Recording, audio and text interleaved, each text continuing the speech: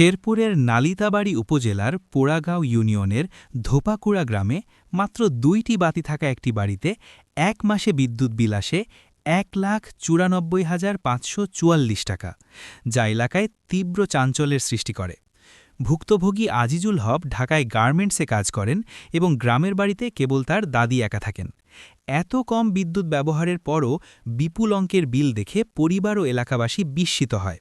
বিষয়টি স্থানীয় কয়েকজন যুবক ফেসবুকে পোস্ট করলে তা দ্রুত ছড়িয়ে পড়ে এবং পল্লী বিদ্যুৎ কর্তৃপক্ষের বিরুদ্ধে ব্যাপক সমালোচনা শুরু হয়। সমালোচনার মুখে কর্তৃপক্ষ বিলটি সংশোধন করে ৯৯ টাকা নির্ধারণ করে এবং তাৎক্ষণিকভাবে আদায় করে। নালিতাবাড়ী পল্লী বিদ্যুৎ অফিস জানায়, ভুলবশত একজনের বিল অন্য গ্রাহকের নামে চলে যাওয়ায় এ সমস্যা হয়েছিল।